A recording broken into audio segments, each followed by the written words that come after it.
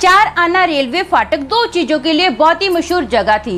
पहला तो एक दिन में कई बार इसके खुलने की आबादी अन्य फाटक से कहीं अधिक थी, यही कारण है इसके अजीब नाम का। और दूसरा, इसके पास एक पुराना रेलवे कबाड़खाना था जिसे आसपास के लोगों के द्वारा कई भूतिया मुठभेड़ों के कारण इसको रेलवे कब्रिस्तान भी कहा जाता था। स्थानीय लोग रात के समय इस जगह पर आने के लिए परहेज करते थे और साथ ही साथ अपने बच्चों को भी वहाँ न जाने के लिए कहते थे। अपनी भयानक और डरावनी घटनाओं के कारण ये एक अनुचित इलाका था, लेकिन बच्चों का ये ग्रुप न भूत को अपनी आंखों से देखना चाहता था, उसको देखकर मोहित और उत्साहित होना चाहता था। और यहीं पर इन सभी पर एक भयानक आतंक शुरू होता है। तो आइए भूत के इस सबसे खतरनाक रोंगटे खड़े कर देने वाले मामले के बारे में जाने। हेलो दोस्तों, मेरा नाम अमन है। मैं आप सभी के मनपसंद यूट्यूब चैनल कहानी रंगमंच में आपका स्वागत करती हूं। उम्मीद करती हूं कि आप सभी अच्छे और स्वस्थ होंगे। इसी तरह की वीडियो देखने के लिए हमेशा मेरे साथ बने रहिए। तो चलिए शुरू करते हैं आज का भयानक किस्सा। दोस्तों, आज का जो किस्सा है ये मुंबई गोरेगांव ईस्ट का किस्सा है। वहाँ पर ना एक बहुत बड़ी झोपड़पट्टी है। ये जो साल 1980 का किस्सा मैं आज आपको सुना रही हूँ। उस झोपड़पट्टी में ना 6 मस्तीखोर बच्चे रहते हैं। इनका जो ग्रुप है ना बहुत ही ज्यादा फेमस है। इस ग्रुप में 3 लड़के हैं और 3 लड़कियां हैं। इस ग्रुप में बिट्टू, राजू और पपिया, जिसका नाम प्रथम है, लेकिन सब ना इसको प्यार से पपिया पपिया करके बुलाते हैं। और 3 लड़कियां हैं जिनका नाम है नेहा, प्रीति और काजल। इन 6 लोगों का ग्रुप ना बहुत ही ज्यादा मस्तीखोर है। सबसे ज्यादा मस्तीखोर इस ग्रुप में पपिया है। पपिया की इतनी शरारत है ना कि एक बार तो उसका एक्सीडेंट हो गया था, जिसकी वजह से उसकी एक आंख ना पत्थर की है। वो हर बार क्या है 24 घंटे मस्ती में रहता है। उसको रजनीकांत बहुत पसंद है। वो रजनीकांत की तरह ना ऐसे गोल गोल चश्मा घुमा के अपना पहनता है, फिर ऐसे माचिस में ना बड़ी स्टाइल से ऐसे तिल्ली जलाता है और ना अपने बंद दांतों के अंदर से वो थूक निकालता है। वो अजीब अजीब सी हरकतें करता है। उसको रजनीकांत बहुत पसंद है। वो रजनीकांत की तरह डांस भी करता है, फाइट भी करता है। अब आपको तो पता है कि 1980 के दौरान हर घर में टीवी तो होता नहीं था। जिनके भी घर पे टीवी होता था ना, टीवी देखने के लिए लोगों की भीड़ जमा हो जाती थी। नहीं तो लोग ना महीने में 1 या 2 बार तो अपना VCR बुक करवा ही लेते थे। इस बस्ती के जो लोग हैं ना वो क्या करते हैं, अपना VCR बुक करवाते हैं। वो एक खाली मैदान में ना सभी घर के बच्चे, बुढ़े, जवान, औरतें सब मिलके ना सब पूरी रात वो टीवी देखते हैं। 2-3 पिक्चरें तो पक्का देख ही देते हैं। एक बार ना इनकी बस्ती में VCR और टीवी मंगाया जाता है। सब लोग झुंड बना के बैठ जाते हैं कि यार आज तो पिक्चर देखनी ही देखनी है। 3-4 पिक्चरें तो पक्का देख लेंगे, पूरी रात सोएंगे नहीं। अब इसी बात का फायदा उठाया इन लोगों ने। ये जो बच्चे थे ना, ये लोग भूत को देखना चाहते थे। इनके पीछे एक वो रेलवे कब्रिस्तान था। इस रेलवे कब्रिस्तान के बारे में ना इन लोगों ने बहुत सारी बातें सुनी हुई थी।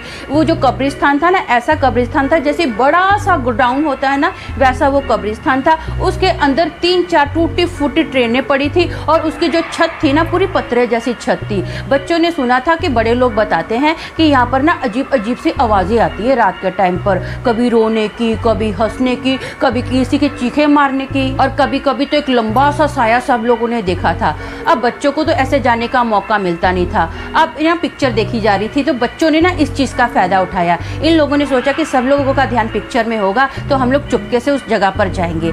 ऐसा ही होता है, सब लोग आराम से पिक्चर देख रहे होते हैं, सब लोग पिक्चर में गुम होते हैं। ये सबकी नजरों से बचते हुए ना उस रेलवे कब्रिस्तान के अंदर चले जाते हैं। वहाँ पर देखते हैं 3-4 टूटी फूटी ट्रेनें हैं। ये लोग डिसाइड करते हैं कि पहले हम लोग एक ट्रेन में जाएंगे, फिर दूसरी में जाएंगे, फिर तीसरी में जाएंगे, और ये हम लोग ना स्टार्ट से एंड तक पूरी ट्रेन में घूमेंगे। अब ये पहली ट्रेन में जाते हैं। जो लड़के होते हैं आगे होते हैं और लड़कियां पीछे होती हैं। अब ना बिट्टू को ऐसा लगता है कि जैसे बीच ट्रेन में आके ना उसको अजीब सा चक्कर आ रहा है या फिर ट्रेन हिल रही है। उसको कुछ समझ में नहीं आता। वो अपने दोस्तों को पूछता है, यार मुझे चक्कर आ रहा है कि ट्रेन हिल रही है, मुझे कुछ समझ ही नहीं आ रहा है, तुम लोगों को कुछ महसूस हो रहा है? तो प्रीति बोलती है तो डरा मत, हाँ ऐसी बातें करके। तो पपिया बोलता है कि ये तो ऐसा ही है, 1 नंबर का फट्टूश है, चल तू यार पीछे जा, मैं सबसे आगे जाता हूँ। अब ना पपिया सबसे आगे जा रहा होता है तो अचानक से ना एक बाथरूम का धार देने दरवाजा खुलता है और वहां से ना कुछ हंसने की आवाज आती है। तो सब बच्चे एकदम, उनके जो कदम है ना वहीं पर रुक जाते हैं, किसी का कदम आगे नहीं बढ़ता है। सब बच्चों का जो फेस है ना एकदम डर के मारे पूरा पीला पड़ जाता है। तो पपिया ना सब बच्चों को बोलता है हिम्मत रखो, हिम्मत रखो। वो अपनी जेब से माचिस निकालता है और हाथ में तिल्ली लेता है और अचानक ना बाथरूम के अंदर से एक काला सा गोला आता है और बच्चों के आगे आके रुक जाता है। और वो जो गोला है ना ट्रेन की छत फाड़ के ऊपर उठता है। अब बच्चे चीखे मार के वहां से निकलना स्टार्ट करते हैं। एक एक बच्चा भागना स्टार्ट करता है और ट्रेन से भाग कर ना फटाफट नीचे जमीन पर उतरता है। कंटिन्यू ये भाग रहे हैं। सब लोग बच्चे जितने भी है ना भागते जा रहे हैं। जैसे जैसे ये बच्चे भागते जा रहे हैं ना तो वैसे वैसे जमीन के अंदर से ऐसे धक करके ब्लास्ट होता जा रहा है। अब बच्चे बहुत डर जाते हैं, इनको समझ में नहीं आता कि क्या करे क्या नहीं करे। ये लोग पीछे पलटी मार के नहीं देखते, कंटिन्यू भागते ही जा रहे हैं। इन सब के पीछे ना पपिया होता है, एक बहुत बड़ा ब्लास्ट होता है, इतनी मिट्टी उड़ती है ना कि सब बच्चों को सिर्फ मिट्टी मिट्टी दिखाई दे रही है, आगे पीछे कुछ दिखाई नहीं दे रहा है। सब बच्चे अपनी आंखों को मसलते हैं, अपने चेहरे से मिट्टी हटाते हैं और भागना स्टार्ट करते हैं। पपिया भी ऐसा ही करना स्टार्ट करता है, लेकिन पपिया का कोई पैर ना पीछे से झप देने पकड़ लेता है और पपिया धाड़ देने जमीन पर गिरता है। अब देखता है ना, जैसे ही पलटी मार के देखता है, एक बहुत ही डरावनी खूंखार भूतनी उसका पैर पकड़े हुए है, जिसकी आंखें एकदम बड़ी बड़ी है। वो जो भूतनी है ना, अपने नख पपिया के पैर के अंदर गाड़ती है, तो पपिया के हाथ में ना माचिस की तीली होती है, वो माचिस की तीली जलाकर ऐसे भूतनी के ऊपर फेंकता है और जो भूतनी है ना, वो जोर से चीखती है और फटाफट धुएं की तरह उड़ के कहाँ गायब हो जाती है आसमान में, किसी को कुछ नहीं पता चलता है। अब ये लोग फटाफट वहां से उस जगह से भागते हैं। ये सभी दोस्त डिसाइड करते हैं कि हम लोग किसी को कुछ नहीं बताएंगे, अगर घर वालों को बता दिया ना तो घर वाले हम सबको बहुत मारेंगे। तो सब लोगों में डिसाइड हो जाता है, सब के सब अपना मुंह बंद रखते हैं। अब अगली सुबह होती है, सब दोस्त मिलके ना बातें करते हैं कि वाह पपिया ने यार हमको बचा लिया। लेकिन उस दिन ना पपिया इनको मिलने ही नहीं आया है। सब लोग पपिया के पास जाते हैं और देखते हैं कि पपिया को तो बहुत बुरे से बुखार आया हुआ है, उसकी तबीयत बहुत ज़्यादा खराब है। उसको डॉक्टर के पास लेकर जाया जाता है। कई दिन हो जाते हैं, पपिया का बुखार ही नहीं उतर रहा है। डे बाय डे पपिया की जो हालत है ना, बहुत ज़्यादा खराब हो गई है।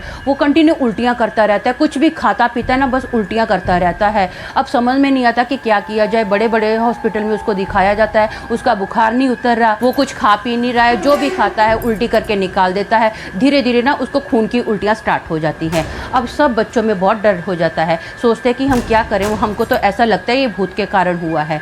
जो प्रीति होती है ना, वो डरते डरते अपनी मम्मी को बता देती है कि हम लोग ऐसे ऐसे उस जगह पर गए थे, उस दिन से पपिया बीमार पड़ा है। अब जो प्रीति की मम्मी होती है ना, वो जाके पपिया की मम्मी को बता देती है कि इन बच्चों ने ऐसा ऐसा गलती की है।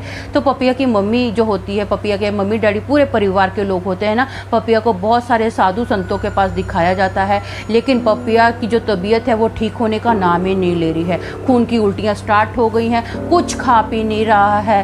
फाइनली पपिया की मौत हो गई। लेकिन मौत से पहले ना पपिया ने 3 दिन ना तो कुछ खाया ना ही कुछ पिया, पानी का एक बूंद भी उसके अंदर नहीं गया था। बच्चों को जब पपिया की मौत के बारे में पता चलता है ना, बच्चे बहुत ज़्यादा उदास हो जाते हैं। उनको ऐसा लगता है कि काश हम लोग उस दिन पपिया के साथ वहाँ पर नहीं गए होते ना, तो आज पपिया हमारे बीच में होता। उनको बहुत तकलीफ होती है, सब लोग बहुत रोते हैं और अपने मम्मी डैडी को सॉरी भी बोलते हैं।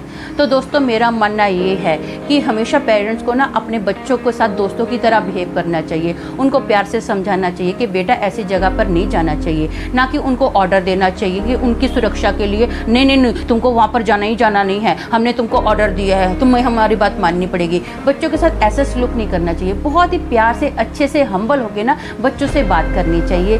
ऐसा करने से क्या होगा, देखो बच्चे आपकी बात मानेंगे और इसका जो रिजल्ट होगा ना, वो आपके फ़ायदे के लिए भी होगा और बच्चों के फ़ायदे के लिए भी होगा। तो आज के लिए बस इतना ही। कल फिर मिलूंगी और एक भयानक किस्से के साथ। तब तक के लिए शालोम, शांति और सलाम।